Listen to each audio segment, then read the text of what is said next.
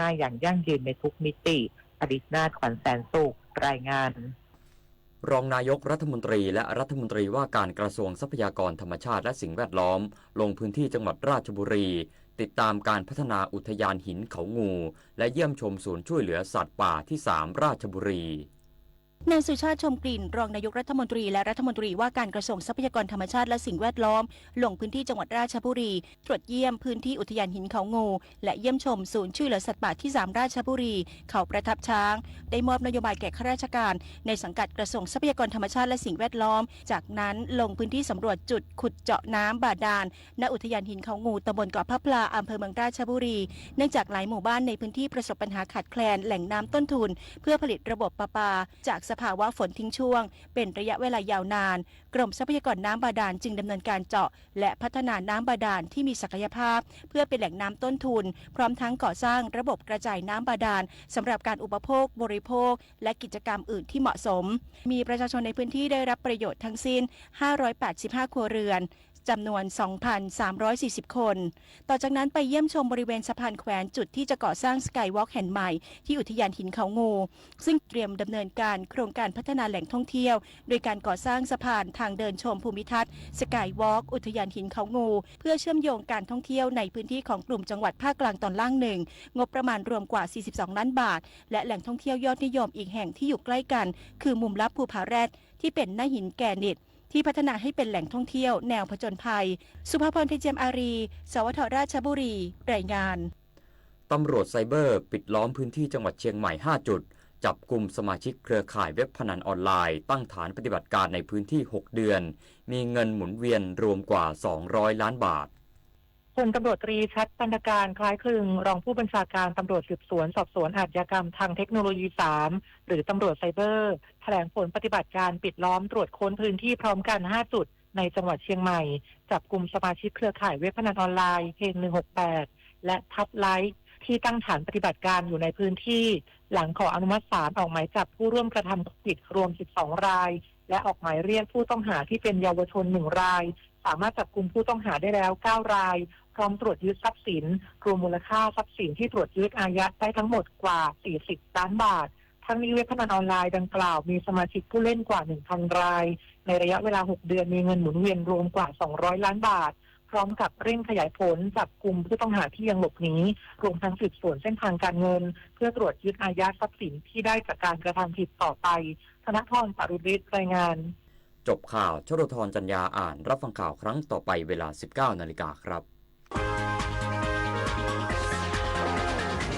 ติดตามข่าวที่นำเสนอไปแล้วได้ที่ www.thainews.prd.go.th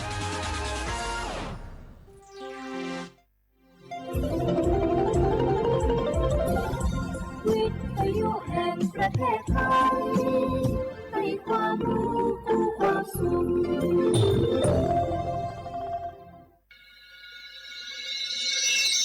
สถานีวิทยุกระจายเสียงแห่งประเทศไทยจังหวัดเชียงใหม่ AM 1476 กิโลเฮิรตซ์สถานีวิทยุภาคภาษาชาติพันธุ์แห่งเดียวในประเทศไทยที่มีความทันสมัยเชื่อถือได้สร้างอัตลักษณ์กลุ่มชาติพันธุ์สู่สากล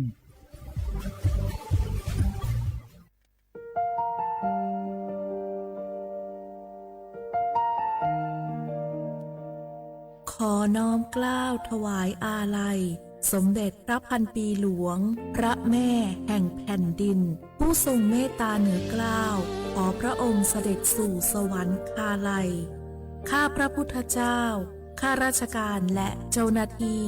สถานีวิทยุกระจายเสียงแห่งประเทศไทยจังหวัดเชียงใหม่กรมประชาสัมพันธ์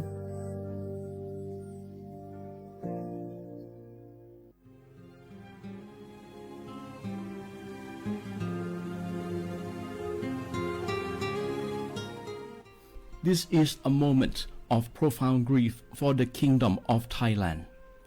We, the collective voices of Radio Thailand Chiang Mai, join the Thai nation in mourning the passing of our beloved Queen Martha, Her Majesty Queen Sirikit. Her life was a testament to the unwavering service, grace, and deep love for the Thai people. Our humble condolences and thoughts are with His Majesty the King, the royal family, and all the Thai people during this deeply sorrowful time. We will remember her forever.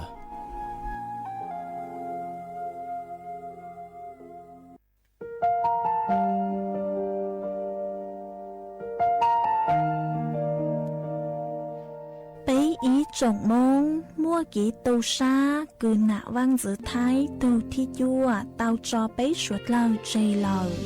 lúc suốt tàu xa lùng đầu bấy hãy nhanh mong.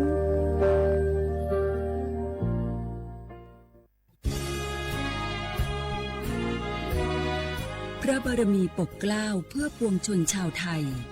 จากพระราชกรณียกิจนานับประการที่พระบาทสมเด็จพระเจ้าอยู่หัวและพระบรมวงศานุวงศ์ทรงทุ่มเทพระวรกายทรงงานอย่างไม่เหน็ดเหนื่อยเพื่อประโยชน์สุขของประสบนิกรจากโครงการหลวงสู่การพัฒนาแหล่งน้ำส่งเสริมการศึกษาและด้านสาธารณสุขที่มุ่งเน้นการพึ่งพาตนเองและการพัฒนาอย่างยั่งยืนทุกย่างพระบาทคือการทรงงานทุกพระราชดำริคือพลังแห่งการพัฒนาเพราะประชาชนคือหัวใจของแผ่นดินร่วมเสริมสร้างความรักในสถาบันหลักของชาติโดยสำนักงานประชาสัมพันธ์ที่ 3 กรมประชาสัมพันธ์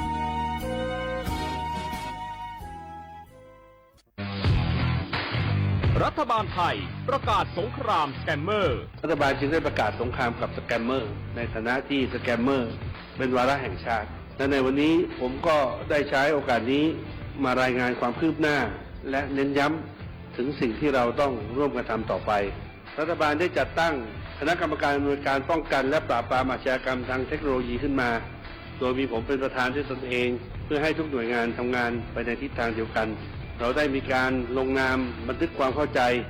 ระหว่าง 15 หน่วยงานหลักทั้งภาครัฐและภาคเอกชนตลอดจนสถาบันการเงินเพื่ออุดช่องโหว่ทางการเงิน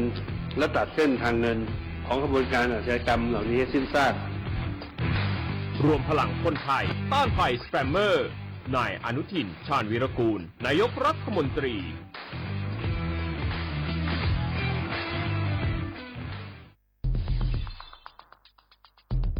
แค่3 ปีความเสียหายจากอาชญากรรมไซเบอร์ของคนไทยพุ่งทะลุถึง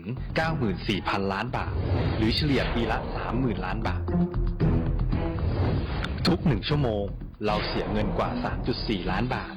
ให้กับมิจฉาชีพออนไลน์โจรไม่เห็นใจคนอาชีพไหนอายุเท่าไหร่สถานะทางการเงินแบบใดหมอพ่อค้านักธุรกิจนักเรียนแม่บ้านข้าราชการเกษียณทุกคนตกเป็นเหยื่อได้เสมอและวันหนึ่งอาจเป็นคุณหรือคนที่คุณรักเพราะจุดอ่อนร่วมของเหยื่อคือความเร่งรีบขาดสติหรือแม้แต่บางครั้งก็เกิดความโลภจนเกินไปอย่าปล่อยให้การกดคลิกเดียวลิงก์เดียวทำให้โจรยิ้มกว้างวันนี้ถึงเวลาแล้วที่คนไทยทุกคนจะต้องร่วมมือกันสร้างภูมิคุ้มกันอาชญากรรมไซเบอร์ช่วยกันหยุดก่อนที่ภัยไซเบอร์จะทำให้คนที่คุณรักและตัวคุณเองกลายเป็นเหยื่อ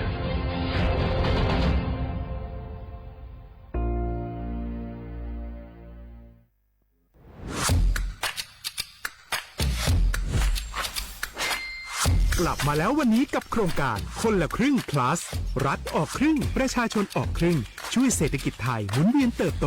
ถ้าเราช่วยกัน plus ต่อยอดให้เศรษฐกิจไทยเติบโตอย่างยั่งยืนด้วย5 plus plus ที่ 1 เพิ่มช่วงอายุผู้เข้าร่วมโครงการจาก18 ปีเป็น16 ปี plus ที่ 2 เพิ่มวงเงินใช้จ่ายจาก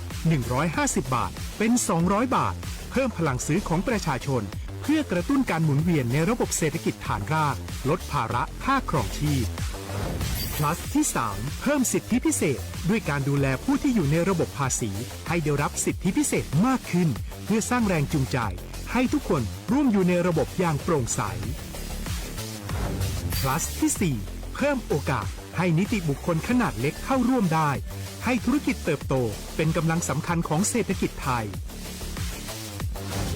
plus ที่ 5 เพิ่มทักษะใหม่เพื่อพัฒนาให้ร้านค้านำความรู้ใหม่ๆมาช่วยเพิ่มยอดขายลดต้นทุน เรียนรู้เติบโตและปรับตัวไปกับเทคโนโลยีใหม่เพื่อสร้างเศรษฐกิจที่แข็งแกร่ง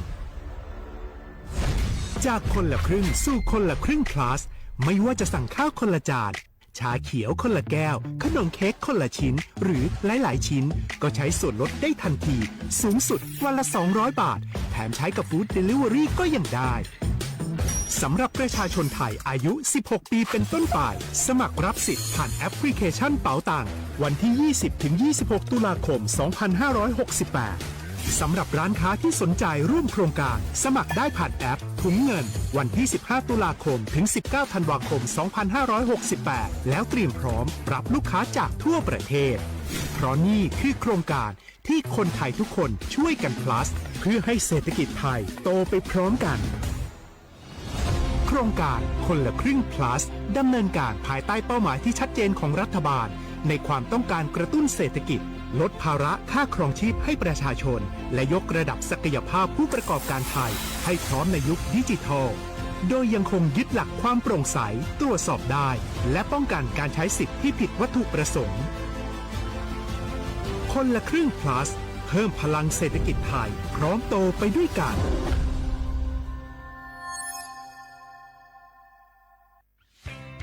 เส้นทางสายหมอกที่สวยที่สุดในเมืองแพร่กำลังรอทุกคนไปวิ่งด้วยกันครับทุกก้าวของคุณคือพลังของลมหายใจชวนเพื่อนชวนครอบครัวมาวิ่งฝ่าสายหมอกเพื่อโรงพยาบาลแพร่ในวันอาทิตย์ที่ 7 ธันวาคม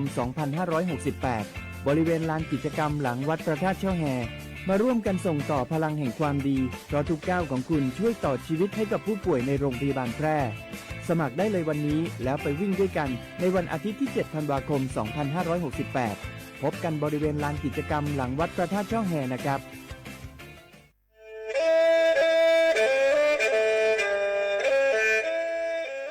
จอหนูจื้อคณะรัฐมนตรีเตามั่วมติเถานุติเมงเก่าจั่วลูกเก่าคลีนดูชงอ้อเช้งจื้อปัวเจ้าเจ้าช่างกวดเล่งมั่งเกล่าเต้งเหม่งสถานะหาสัญชาติจัวจอตัวเองคือย่อจัวหูเตเฉอไทยเจ้าเลจู้ใจมาตราเก่าช่างแห่งพระราชบัญญัติคนเข้าเมืองชงอ้อเช้งจื้อปัวเน่งเก่าอ้อจัวจอตัวเองคือจื้งกังลุงย่อจัวหูเตเฉอไทยเด่นเดลูเหล่าหามั่วทะเบียนประวัติเจ้าเก๋เจ้าใจมั่วเป็นสื่อจีนเต้าเต๋อถอสถานะคนต่างด้าวเข้าเมืองอย่างเจ้าเก๋เจ้าใจเตาหาเจ้าเลจู้ใจมาตราช่างทวิแห่งพระราชบัญญัติสัญชาติชงอ้อเช้งจื้อปัวหยี่จอตัวเองคืออยู่จัวหูเตเฉอไทยคือมั่วเล่งจื้อรอชื่อเล่งหน้าย่อจัวหูทะเบียนประวัติบุคคลคือจื้อมั่วสถานะทางทะเบียนมั่วเป็นสื่อจีนเต้าเต๋อถอสัญชาติไทยเตา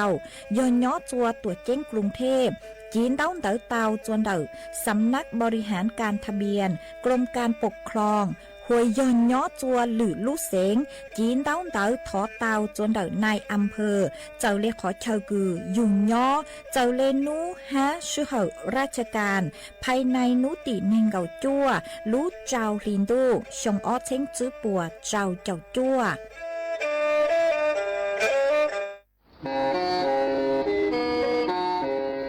เล่งตือสังเกงโฆษณาจวนเต่าสุต้องจัวสังชัวหูเต้เชอไทยเต่าลู่เสียงเจ้งใหม่คือยอขอเชอมัวเก๋เป้ารูเก๋ฉีฟางนอนรอเต่าชงเหงสัญญาณมงเต่าเกล้ท่องเปล่าหูลู่เสียงเจ้งใหม่ยอเล่งตือสังเกงนัวหล่อนงตัวเต่าจวนเต่าสุต้องจัวสังชัวหูเต้เชอไทยเต่าลู่เสียงเจ้งใหม่จวนเต่าตุงเบอร์สุต้องศูนย์จื้อเป้อ้อช่างเจ้าศูนย์เจ้าหยี่หล่อชื่อศูนย์จั่วอ้อเปล่าเจ้าหยี่จื้อช่างจั่ว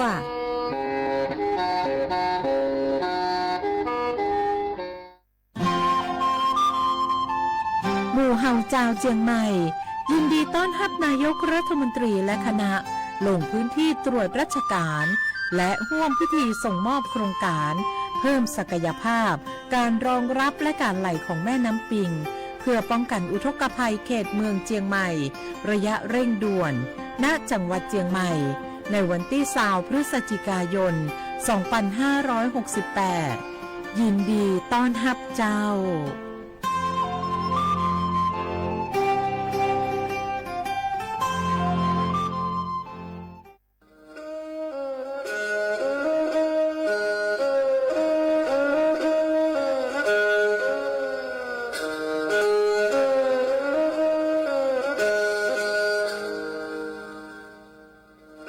Đào núa, số tông chùa sang xua, hữu tế chào thái, đào lúc sáng tranh mày.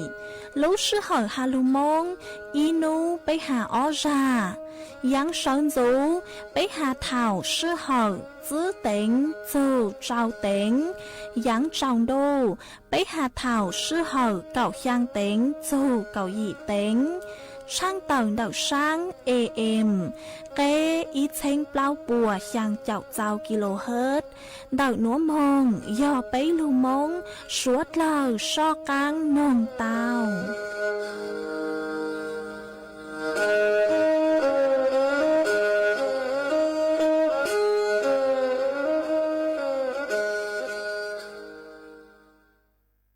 Nhớ dòng ý trọng nạt dự cử tí ninh trang suốt lâu. Chuan nụวันพฤหัสบดีนุติเน่งเก่าลูกเก่าอีลินโดยงอ้อเช้งจื้อปัวเจ้าเจ้ายี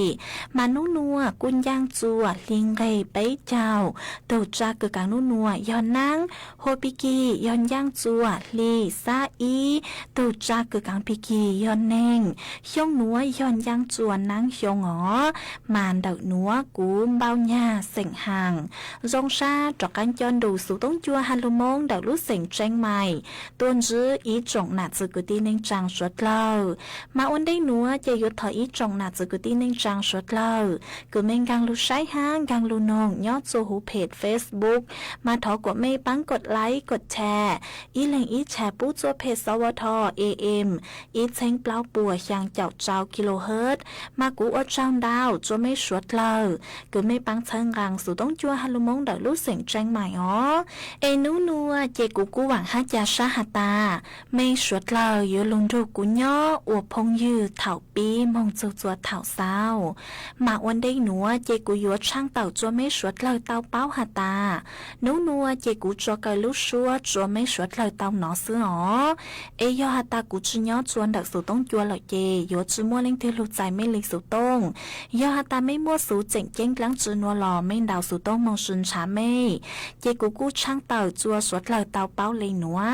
เอชวนซื้อหนัวเจเป้มองกงกีหล่อใจอัวกีชวนซื้อมอง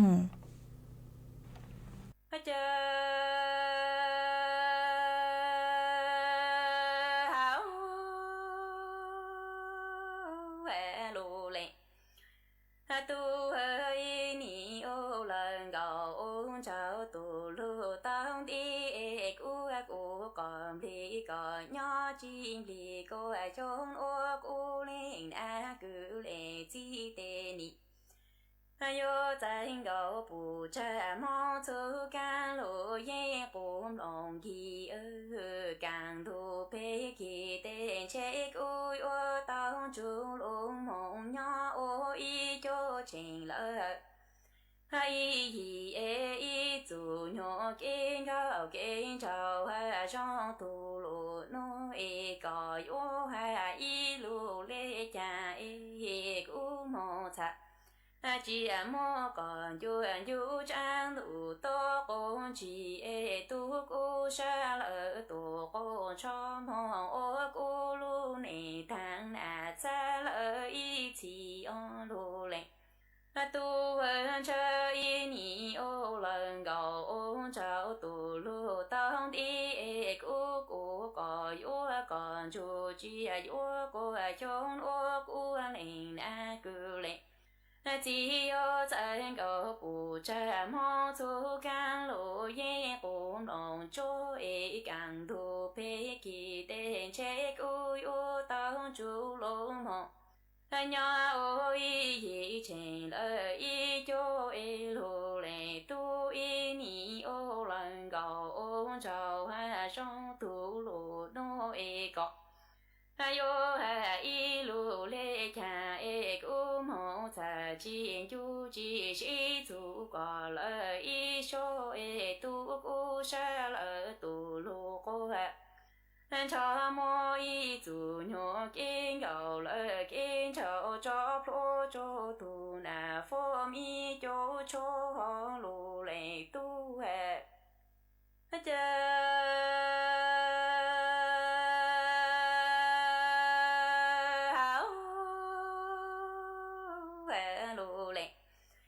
tu lệ yo trang luôn đầu ha sẽ cô về tan thành gạo cô ta y ni ô lần gạo trao chú chỉ nó e ni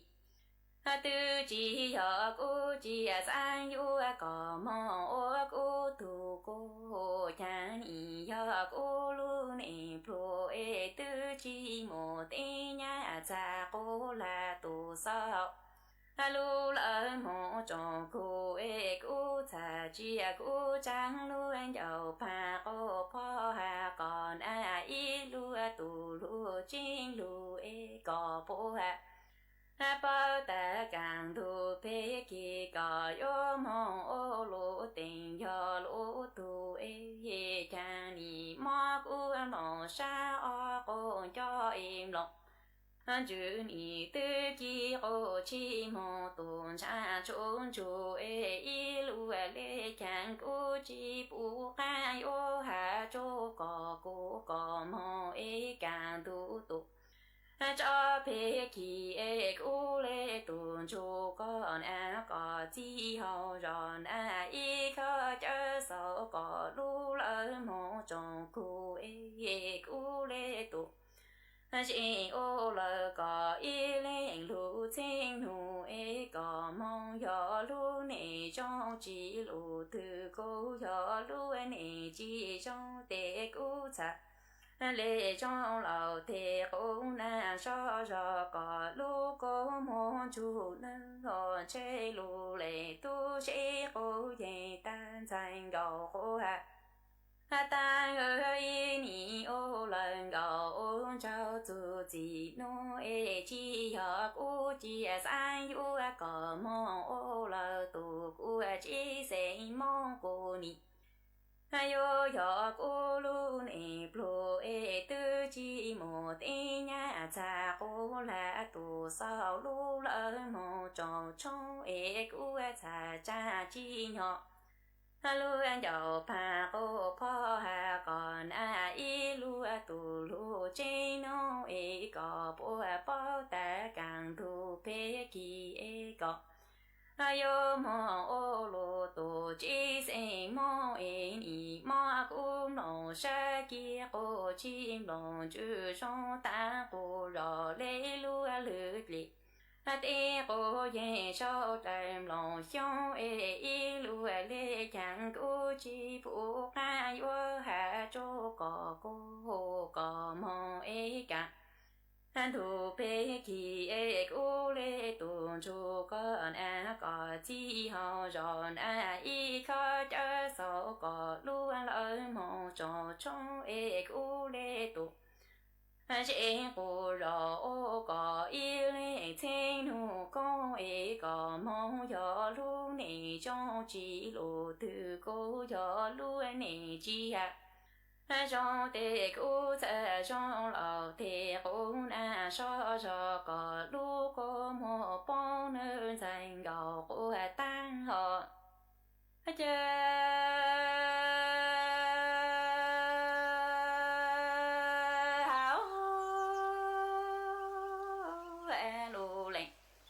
tu hơn trên thành gạo cô ta chỉ cô về ta lu lệ tu càng thu phê kỳ e chẳng còn ý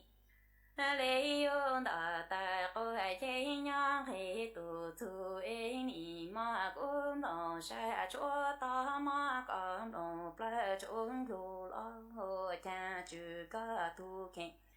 khi lu son chu lu thang e cu lê chữ tu khen khi lu so lu e có chi cho ôn lu chỉ mua nam phật cu chỉ cho ôn lu chỉ mua lu e có chi cho cô cho po cô mua e lu chặt chỉ bảo ta ý yo quan gạo lên chữ lô ý ta chỉ tao tuôn gạo mua han cháu nô chỉ lúa tu chú nô tu nô lô lệ tu chan thành gạo ta chỉ cô nhẹ ta lô lệ tu can tu bê kỳ chế lô lệ tu ni lê yo ta cô nô nhong khê tu tu cha ni ma cũng lòng sa chỗ ta ma cũng lòng pla chỗ cao lo chữ ca tu khen khi lu chôn chú lu thà u lê chữ tu khen khi lu sơ thang chú tề lao có chỉ cho quân lu chỉ mua anh phật u chỉ cho quân lu chỉ mua chào u chỉ cho cụ có chỉ cho thì khi cho lu hậu lu cha chỉ bảo ta ý yo quan gạo lệ quan chào ý ta lấy u chỉ tao tuôn gạo mua han chào nô xia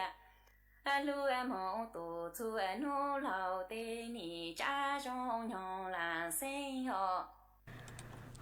ส่วนgiữa nó chạy của mỗi ít trắng sự sự cứ hạt dầu kỹ bán chùa cho tốt nàng cứ trọt lên nhang nhỏ chùa lú chanh đu nàng xong ở chanh chữ bùa trao cho dị nó cho lú thẳng chùa ý trọng nạ chữ cứ tin nên chàng suốt lời tao bao mà cho nụ chữ khanaรัฐมนตรีพวกกูphụ dông chùa bán chùa cho tốt nàng cứ trọt lên nhang nhỏ chùa lú chanh đu nàng xong ở chanh chữ bùa trao cho dị nên gạo o lú xén trao lê mát tị khanaรัฐมนตรีnhớ cho nú tì cầu gì lú cầu ít liền đô xong ở trên chữ bùa trao cho gì nữa mà bố dùa bán chùa trái nên cứ trao lên nhang bấy chào y nú dù trao chào nú mà bố dùa bán y lú trái nên nữa do chứ thanh bà hoặc cho trái nên cứ trao lên nhang trao chào y dù chua chào nú mà cho nụ chữ bố dùa bán chùa do y hoàng bà do hà ta trái nên cứ trao lên nhang chua chào ý dù ý buồn nên gặp nô mà cho nụ chữ bố dụ bán dò ý vàng chứ thanh bà hoặc trái nên cứ trao lên nhang đào thua lê ý buồn nên gặp ý nô cho sao mà cho nụ chữ bố dụ bán ý trái nên đào dò ó vàng bà nó mà do hà ta mê lên từ cứ cho vang chế trao lên nhang nhớ chùa chồng ở trên chữ bùa trao cho gì nữa mà mê suốt lời dỗ chủ tao tao non sẽ cho nụ chữ bố dụ khách chùa suốt lời mong game bề lông thay biên thọ ký bán chùa chùa thao tư do hà ta báo lúc sứ hở ha báo khỏi chơi lợi nó chế mê cu mong game bề thọ ký bán chùa đầu cho nụ chữ bùa tao ó chế cú cho mua trắng sự sự nữa cho lừa thẳng kha chùa suốt lời tao báo lên nữa xứ e chuan giữ nữa chế bế trọ cá ngon còn kỹ lọ dày ô kì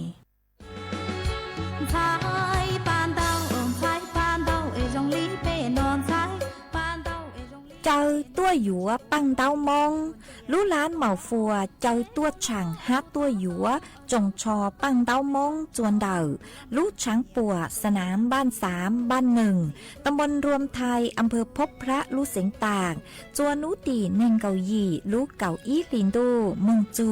นุตีอีลูเก่าอ้อลินโดชงอ้อเช้งจื้อปัวเจ้าเจ้าหยีย้อจวนนุตีเนงเกาหยีลูเก่าอีลินโดชงอ้อเช้งจื้อปัวเจ้าเจ้าหยียัวมั่วไก่ท่อตัวหูชัวปังเสงหาจอตู้ลัวแมนแฟชั่นต่างยัวตัวหนังจงชอมงซื้อตือเสงเก๋จัวสวดเลยใช้นุตีเนงเก่าจั่วลูเก่าอีลินดูชงอ้อเช้งจื้อปัวเจ้าเจ้าหยียัวมั่วไม้สีเฮาตัวหูชัวปังเสงหาจอตู้ลัวแมนแฟชั่นต่างยัวซื้อตือหนังจงชอมงอวหรือเก่าจัวสวดเลยใช้นุตีไปเจ้าลูเก่าอีลินดูชงอ้อเช้งจื้อปัวเจ้าเจ้าหยียัวมั่วกงเชงชงตัวหูชัวปังเสงหามั่วเก๋ซื้อตือหนูน้อยแฟชั่นจัวสวดเลยใช้นุตีอีลูเก่าอ้อลินดูชงอ้อเช้งจื้อปัวเจ้าเจ้าหยียัวมั่วเก๋ซื้อตือหูชัวปังเสงหายัวมั่วเก๋ซื้อตือจ่อจึ้งเก่าซื้อลูกือมั่ว วันนู้ยังจื้อเจ้าชงยีมงจัวสวดเราใช้สวดเรายืนร้องตัวกองหน้า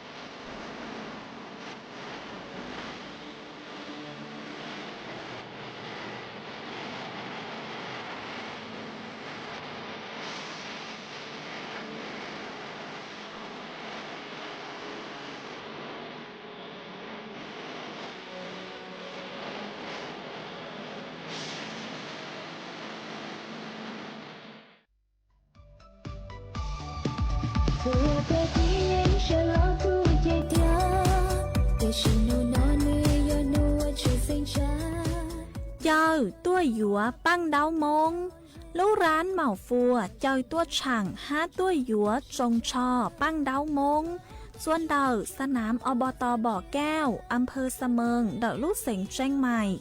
ส่วนนุติจื้อซูนุติยีลูกเก่าออสลินดูหยงออสเชงจื้อปัวเจ้าเจ้ายีนุติจื้อลูกเก่าออสลินดูหยงออสเชงจื้อปัวเจ้าเจ้ายียัวมั่วไม้สีเฮาตัวหูชัวพังเสงให้ยัวมั่วกีชื่อตือเสงเจ๋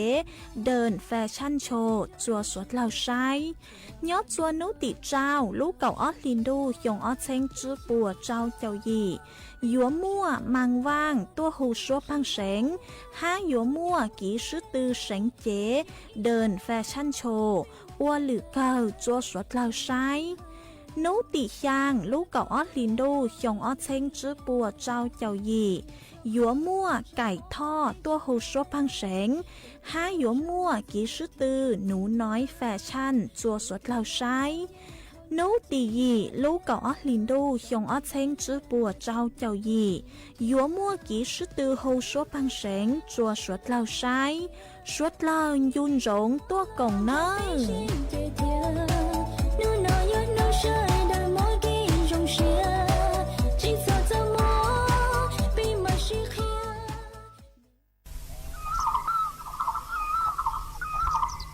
นี่ไอ้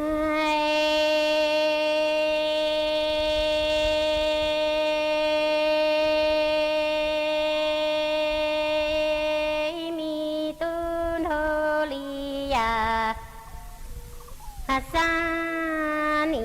โดมัวโกกะเวอีชิโกโดรงเซดูฮัลลีได้โตลังtờ cái mô tê mi cái ngô đô mô tuệ su tàu rê lo mò ngô ca ni chúa cha rù rê chi rong cha là tê yang nho kẻ khơ mi tu đô li sa lò y rô tê tha ti tu tơ hai tia chê mò nia y nu thư rong chạy hà lợ rong nhung e mò ngô ca linh đi đuôi lu chi ngô hà sư giờ chi yang mô đơ mi tu đơ li sa pư rư tơ li khay lò ha ơ y lấy cha mi tu đô li sa ni đô mò ngô ha ca ơ y xì ngô đô rong sơ đủ đại trơ lằng nia lằng si sò ha ki mô ơ na mi ki ngô lơ ki đô mô tuệ su tàu tha lo mò ngô ca ni ơ chúa cha rù rê chi rong cha là tê lìa nho kẻ khơ mi tu đô li sa lò y rô ba e ni tha ti tu tơ hai tia chê mò nia y nu tư e rong kè lơ rong nhung mò ngô ca li đi đôi lu chi ngô sư giờ chi yang mô đơ mi tu đô li sa pư rư tơ li khay lò y la mô nì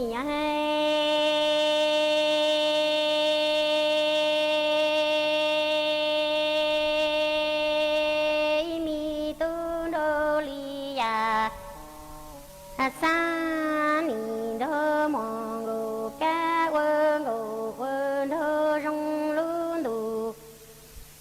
chế tờ li plơ đủ khoe lằng nha lằng si mi cái mong ga đề lo tơ thông ở cái chế tờ tuổi tơ thoa lo đà đăng chi si yo vì yo mi tôn ở li à sa lằng nha thế lằng chỉ nha sẽ chỉ lì là đồn đồn răng nị lù nha ca lù lia lò ta tăng xuôi yuan cầu lo lu mi cầu ya si thăng lia cho li cầu trong gờ mi tí tuổi mẹ công lử mẹ răng bia li yang mô kỳ chôn tua trô bò chê yơ mông su cá lờ plà sa rô non chê mi tu đô li ya sa yu môn rồi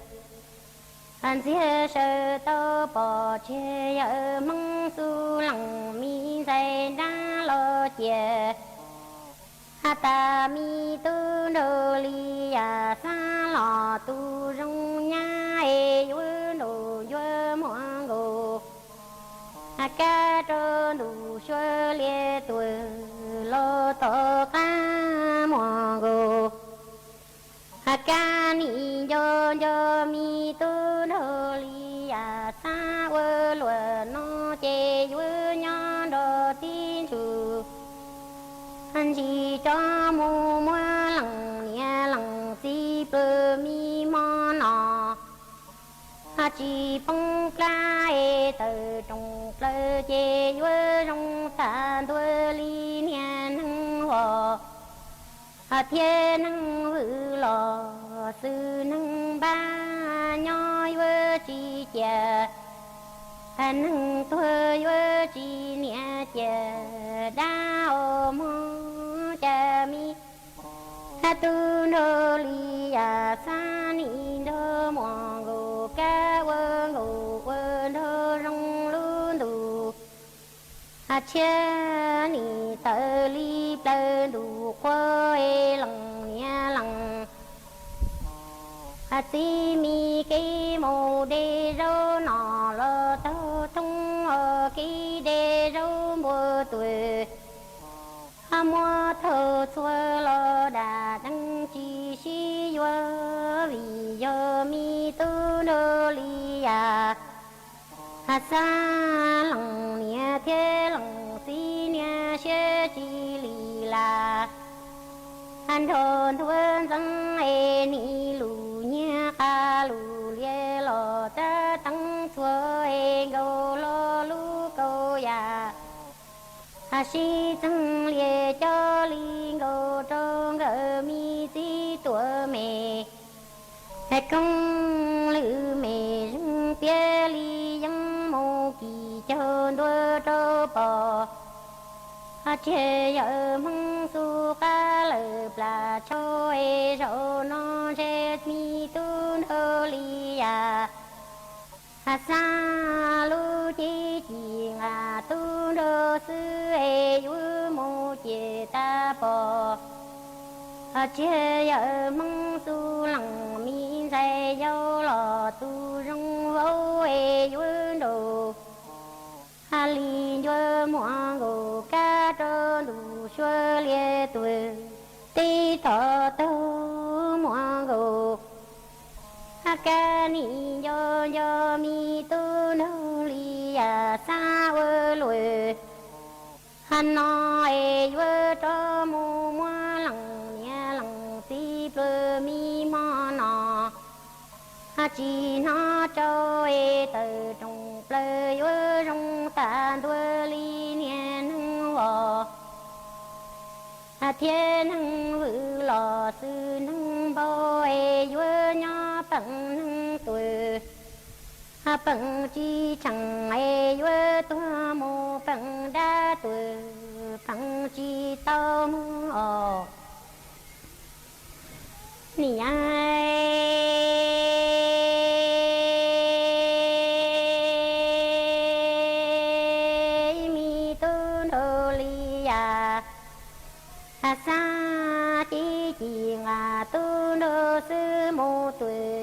lâu tai yu sâu xie ru Rơ mù bơ bò bơ sen du mò ngô ca ni sa rò Lo yo mi tu nô li ya sa mô lu no chê yuan gô lo mi ya Yang trôn thần du e yuan hơ ya Yang lo si phun du e chín đà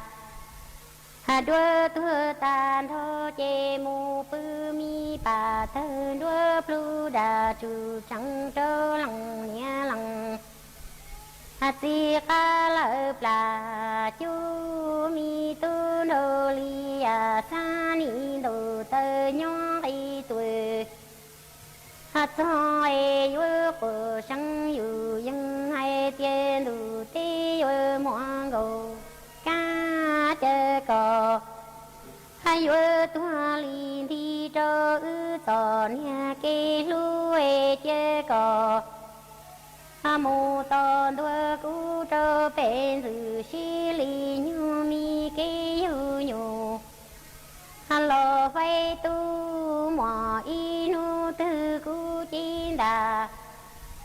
đua tua tàn thôi cũng mà do tin rù trong lo cái khó có tê tí trù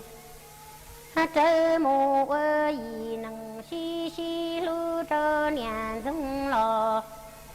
mi cho kia mà cho cú lu mi chi mằng mò cho cú lòng nia thiên lòng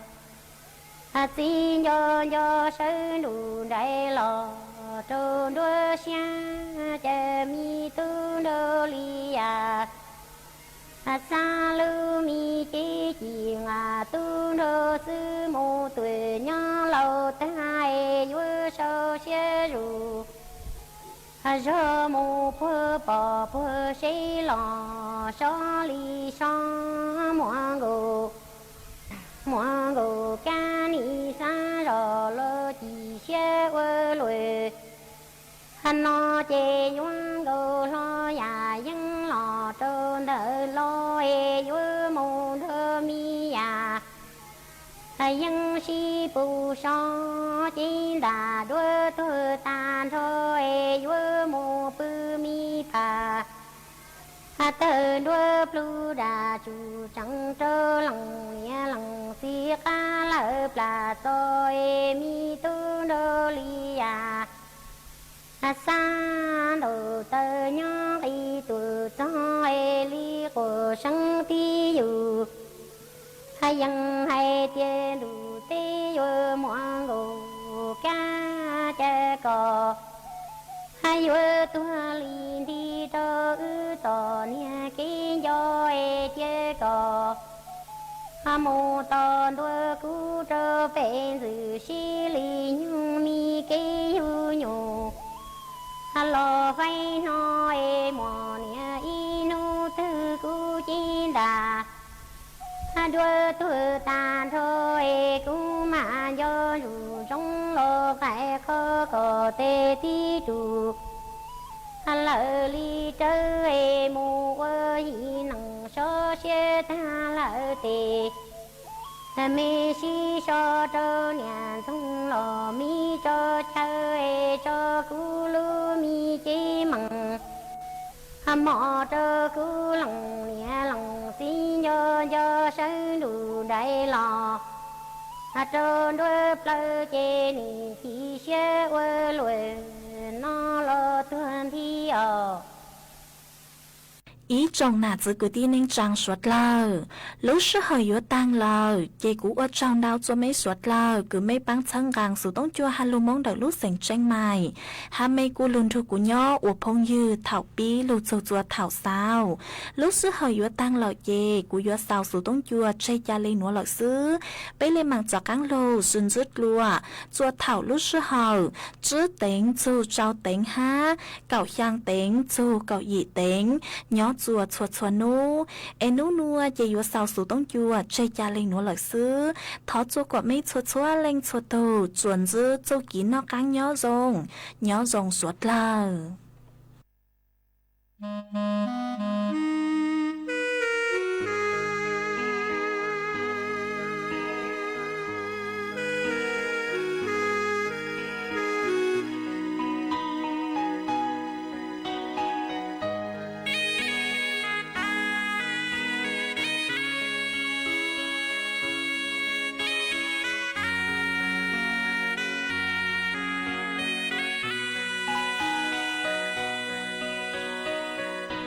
กูเนี่ยจีก็ต้องใหญ่ไปหมดละต่อชัวตะกี้โลกจีชาตาเนี่ยรู้ใจเชิญเทียชายน้องเจอเจียนเจอมองต่อจีน้องกูเนี่ยพอกูเนี่ยจีก็ใหญ่โมตาลีน้องเดียเต้เจอเจียจีน้องก็สอมีตารู้ใจก่อนเทียบมอนอตอนโนโมเท่ามอลอก็จีลอนี่มูจีโตกาวาจีโตปอกูเนี่ยเต้นังเตอเชอรอเต้เมงดูจัวตัวลาจิตาหอเจ้ามีกะเมนูเต้าลูเชิญเจ้าขังลาหอยอจะเกมหัวพัวเจก็ตูกะญาตัวต่อก็จอลอนี่ยอจะเกตัวใหญ่มูละจีจอสังลังสังจือว่าโนมอต่อก็กูเนี่ยเราน้องเจตาอิชีกาวาจีเต้าจีมัวกันยีตัวเต้าสังกัวยอก็ฉันดูดีทอก็มูร้องเต้ารู้ร้องนั่งรอฟังลือชี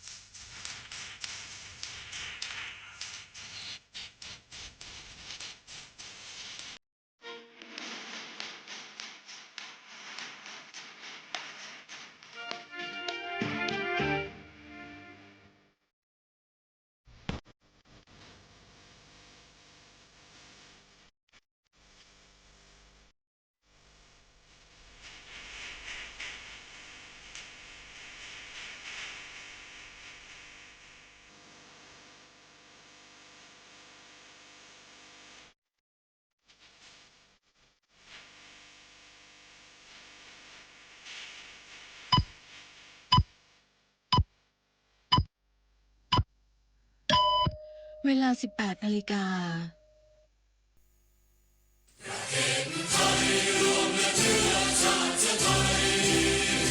เป็นประชารัฐอาไทยของไทยทุกส่วน